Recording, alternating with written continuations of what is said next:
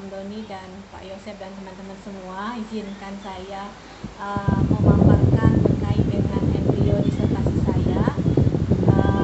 Jadi disertasi saya ini judulnya Bahan Ajar Membaca Bahasa Inggris Melalui Strategi Reading Short Story Berbasis Mobile Aplikasi. Ini adalah suatu penelitian pengembangan pada siswa SMA dan SMK.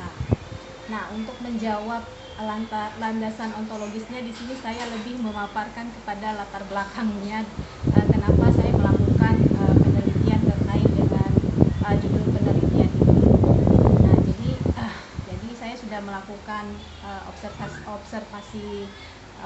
observasi di SMK Rahmatul Tholiba kelas 10. Jadi di sini adalah sekolah, salah satu sekolah di Kabupaten Tangerang, letaknya sedikit terisolasi dari kabupaten dan kota, dan jumlah siswa tersebut ada 20 orang di kelas saya, dan kebetulan saya mengajar di sana. Nah, dalam melakukan observasi ini saya melakukan pengajaran bahasa Inggris, yaitu bahan ajar atau buku yang saya gunakan itu adalah bukunya si Herbert Puchta dan Jeff Stanks, itu yang diterbitkan oleh Cambridge University tahun 2011. Nah, jadi untuk mengetahui tingkat kemampuan siswa dalam membaca bacaan berbahasa Inggris ini, saya melakukan strategi reading short story. Jadi siswa-siswa tersebut itu melakukan kegiatan mendengarkan sendiri tentang story-story singkat. Story-story tersebut diantaranya dengan judul The Wizard of Oz, The Country Mouse and the Child Mouse. Jadi memang story-story ini story ringan ya, dan masih level bawah sebenarnya, level bawah. Nah, lalu setelah mendengarkan story-story itu, anak-anak ini membaca teks yang sudah saya sediakan. Jadi mereka saya minta untuk mendengarkan dan mengingat apa yang pronunciation yang diucapkan oleh speaker di sini. Jadi mereka satu-satu saya minta untuk membaca, dan ternyata hasilnya adalah dari 20 siswa itu hanya ada 6 siswa putri yang pronunciation-nya itu hampir mendekati sama dengan speaker di sini. Nah, sementara di sisanya itu masih sangat terbata-bata sekali, dan bahkan ada yang membaca kata bahasa Inggris seperti masih belajar mengeja huruf demi huruf gitu.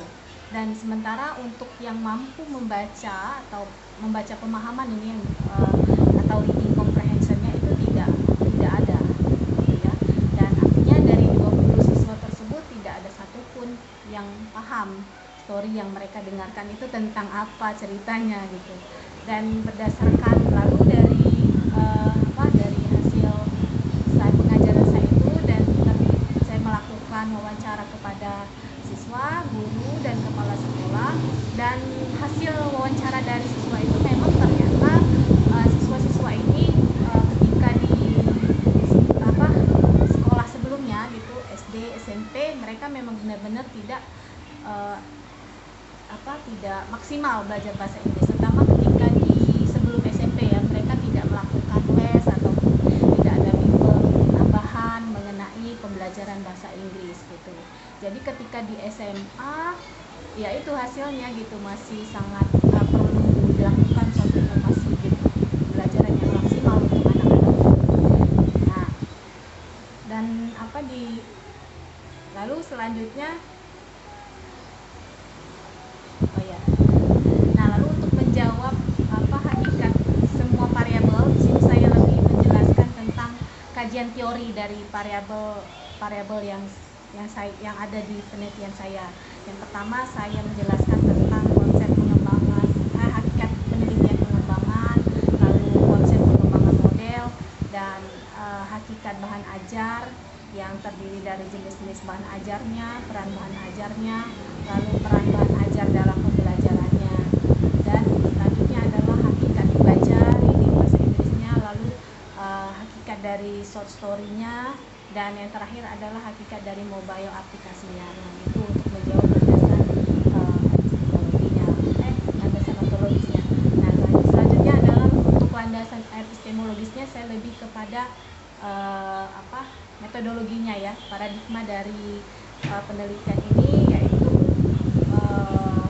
menganut paradigmanya interpretif. Jadi mohon masukan ya teman-teman nanti, yang menitik beratkan kepada peranan bahasa ya.